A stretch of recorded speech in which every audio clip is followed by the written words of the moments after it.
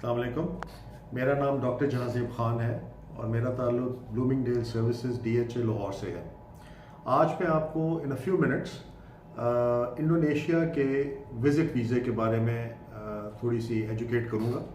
हमारे पास हमारे ऑफिस में बहुत ज़्यादा कॉल्स आती हैं जो यंग मैरिड कपल्स हैं जो कि इंडोनेशिया जाना चाहते हैं। एक्चुअली इंडोनेशिया में स्पेशली बहुत सारे लोग बाली में उनका एक बीच रिजॉर्ट है, टूरिस्ट रिजॉर्ट है जो ग्लोबली फेमस है, वर्ल्ड वाइड फेमस है और स्पेशली ये फेमस है, इट्स कॉल्ड हनीमूनर्स पैराडाइज। बहुत सारे लोग वहाँ जाते हैं, बहुत खूबसूरत होटल है, वेरी सीनिक, वहाँ बहुत हॉलीवुड मूवीज़ की शूटिंग भी होती रहती है और ग्लोबली फेमस रिजॉर्ट है। तो बहुत से हनीमूनर्स हमें कॉल करते हैं कि जी इनका वीज़ा कैसे अप्लाई करना चाहिए। तो मैं आज आपको एक बड़े छोटे से दौरानिए में इसके बारे में एजुकेट करता हूँ। बड़ा सिंपल प्रोसीजर है। आप पाकिस्तान में इंडोनेशिया के एम्बेसी की वेबसाइट पे जाएं और इससे आप B211A फॉर्म को डाउनलोड करें। इस वीज़े को लेब फॉर्म में तो विजिट वीज़ा टू इंडोनेशिया कहा जाता है, लेकिन टेक्निकल फॉर्म में B211A सिंगल एंट्री वीज़ा कहा जाता है। इसके फॉर्म को आप डाउनलोड कीजिए। उसके ऊपर सारी डिटेल्स और रिक्वायरमेंट्स लिखी हुई हैं।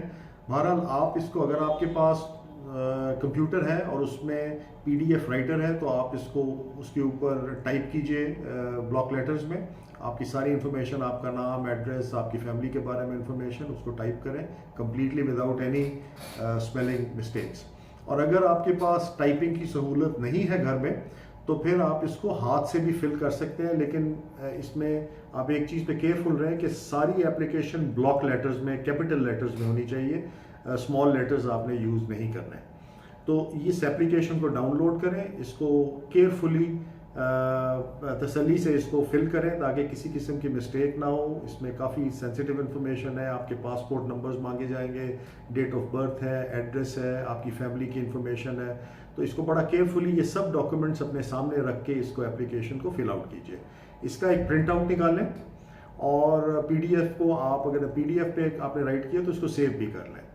उसके बाद आपके बड़े कुछ स्टैंडर्ड से डॉक्यूमेंट्स हैं। जितने लोग ट्रैवल कर रहे हैं 18 साल से ऊपर और 18 साल से नीचे, उन सबको के पासपोर्ट होने चाहिए और पासपोर्ट की फर्स्ट 3 पेजेस की, पेज नंबर 1, 2 और 3 की फ़ोटोकॉपीज़ कलर्ड करवाइए।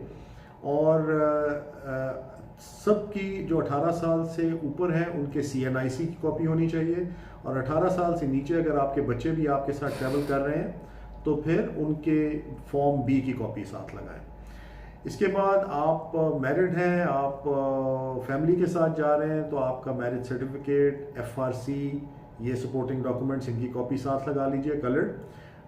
CNIC की कॉपी हो। सब मेंबर्स की, जो लोग अप्लाई कर रहे हैं उनकी coloured with a white background 2-2 photographs साथ लगाएं 2x2 की और अपने इन एप्लीकेशन फॉर्म के ऊपर इनको ग्लू के साथ या स्टेपलर के साथ इसको स्टेपल कर दें। इसके अलावा मोस्ट इम्पॉर्टेंट डॉक्यूमेंट ये है कि आपकी बैंक स्टेटमेंट होनी चाहिए जिसमें आपकी सैलरी जा रही है या आपके बिजनेस से जो रेवेन्यू है उसमें जाता है। वो आपका एक सपोर्टिंग डॉक्यूमेंट है। इनमें जो हेड ऑफ़ द फैमिली है, मसलन अगर हस्बैंड के साथ जा रहे हैं तो उनकी बैंक स्टेटमेंट इज़ इनफ। उसमें 10-12 लाख रुपया होना चाहिए जिससे पता लगे कि फैमिली को, कि ट्रैवल को, टिकट्स को, होटल बुकिंग्स को, खाने पीने को, 5-10 दिन जब आप जितनी देर के लिए जा रहे हैं आप इजीली उसको उन पैसों से कवर कर सकते हैं। तो उसकी एक कॉपी लगाएं। अगर आप सैलरीड हैं तो आपको अपने एम्प्लॉयर से, HR से एक लेटर लिखवाना पड़ेगा जिसमें वो आपकी सैलरी को मेंशन करें, इस चीज़ को मेंशन करें कि आप उनके साथ इतने साल से काम कर रही हैं और आपकी ये डेजिग्नेशन है, आप इन गुड स्टैंडिंग है। उस स्टैम्प लेटर को भी इसके साथ, ओरिजिनल लेटर वो होना चाहिए, उसकी कॉपी नहीं, उसका ओरिजिनल लगेगा।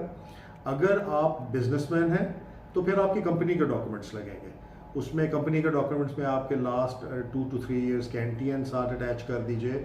आपके NTN के अलावा आपकी कोई सर्टिफिकेशंस हैं, SCCP की सर्टिफिकेशन है, चेंबर ऑफ कॉमर्स की मेंबरशिप है, उसको अटैच कीजिए। और फिर आप अपनी बैंक स्टेटमेंट जो है वो अपने बिजनेस की लगाएंगे।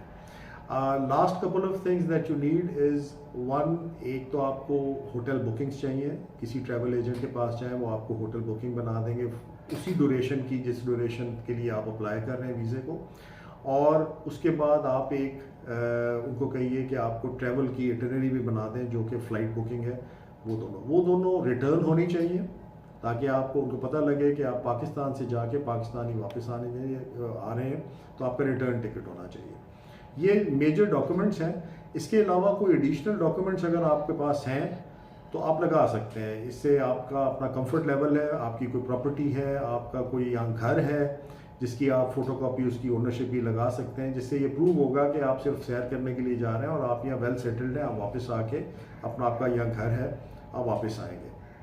तो ये डॉक्यूमेंट्स आप कंप्लीट करें, इनको अपने एप्लीकेशन के साथ स्टेपल करें और एक छोटा सा कवर लेटर बनाएं। जो ये कवर लेटर जो है ये आप वीज़ा अफसर को अपनी तरफ से, जो मेजर स्पॉन्सर है, यानी अगर आप husband is the major sponsor, तो वो अपनी तरफ से लिखेंगे। इस एप्लीकेशन में सिर्फ ये लिखा जाता है, इसमें इसका कोई ख़ास फॉर्मेट नहीं है। वो आप अपनी तरफ से लिखेंगे कि जी मैं अपने वेकेशन पे अपनी फैमिली को लेके जा रहा हूँ और मैं यहाँ पे एम्प्लॉयड हूँ और मेरी ये एप्लीकेशन है, आप काइंडली इसको अप्रूव कर दें। मैं 15 दिन की वेकेशन के बाद वापस अपने घर आऊँगा। मेरी ये एम्प्लॉयमेंट है, मेरी वाइफ हाउसवाइफ है या वो भी कहीं टीच करती हैं, मेरे बच्चे इन स्कूल्स में जाते हैं और इनकी स्कूलों की छुट्टियाँ। तो ये 8-10 लाइनों का एक सिंपल सा लेटर, कवर लेटर भी वीज़ा अफसर के नाम पे लिखें। इससे वीज़ा अफसर बेसिकली आपकी एप्लीकेशन जो है डेकोरेट हो जाती है। इसकी रिक्वायरमेंट नहीं है, इस कवर लेटर की कोई रिक्वायरमेंट नहीं है, लेकिन ये सिर्फ आपके एप्लीकेशन के डेकोरेशन के लिए है कि वीज़ा अफसर को ये आपकी तरफ से एक प्रोफेशनल एटीट्यूड नज़र आता है कि आप एक प्रोफेशनल हैं और आप उसके सामने एक एप्लीकेशन भी लिख के दे रहे हैं। इन एडिशन टू दैट, अगर आपका मैरिज सर्टिफिकेट भी साथ होना ज़रूरी है, FRC है तो वो भी ठीक है, ये ज़रूर साथ में लगाएं ताकि आपकी रिलेशनशिप आपस में अप्रूव हो। और उसके बाद सबसे अच्छी बात इंडोनेशियन एम्बेसी की ये है कि अगर आप इसमें आपको कोई अपॉइंटमेंट सिस्टम में से नहीं गुजरना पड़ता, इसमें ये कोई बहुत ज़्यादा क्राउडेड एम्बेसी नहीं है। आप ये एप्लीकेशन पैकेज बना के ये कॉपीज़ लेके सुबह इस्लामाबाद डिप्लोमेटिक एनक्लेव में चले जाइए। वहाँ 7 बजे पहुँच जाएँ, वहाँ शटल आती है। एम्बेसीज़ मेरे ख्याल 7-8 बजे 8 बजे खुल जाती हैं। वो शटल आपको इंडोनेशियन एम्बेसी में जाके ड्रॉप कर देगी। वहाँ आप लाइन में चले जाएं और एप्लीकेशन ड्रॉप कर दें। वो आपको एक इसकी रिसीविंग दे देंगे और आपको बता देंगे कि कब आप इसको पिक कर सकते हैं अपने पासपोर्ट को, आइदर विद अप्रूवल और with rejection. One last thing कि अगर आप इन सारे डॉक्यूमेंटेशन के साथ इस वीज़े को अप्लाई करेंगे तो बहुत हाई सक्सेस रेट है इंडोनेशिया का, क्योंकि इंडोनेशिया अपने टूरिज़म को बहुत ज़्यादा प्रमोट कर रहे हैं आजकल, स्पेशली न्यूलीवेड कपल्स को जो हनीमून के लिए जाना चाहें या बच्चों की, स्पेशली जब गर्मियों की छुट्टियां होती हैं उन दिनों में बहुत सारे लोग इंडोनेशिया स्पेशली बाली जाते हैं, तो उसमें वो बहुत ज़्यादा प्रमोट कर रहे हैं। तो ये काफ़ी हाई सक्सेस रेट है। लेकिन इसके एक चीज़ है कि आपको जाने से कम 1 महीने पहले इसको अप्लाई करें, 1 माह पहले अप्लाई करें ताकि आपके पास काफ़ी टाइम हो पासपोर्ट वापस रिसीव करने का और बाकी रिमेनिंग ट्रैवल को प्लान करने का। बिल्कुल अपने ट्रैवल डेट के पास, जो टेंटेटिव ट्रैवल डेट है उसके पास जाके अप्लाई ना करें, क्योंकि वीज़ा अफसर जो है वो बाउंड नहीं है आपकी डेट्स को फॉलो करने का। They will take their own time to approve और reject your application. So thank you very much.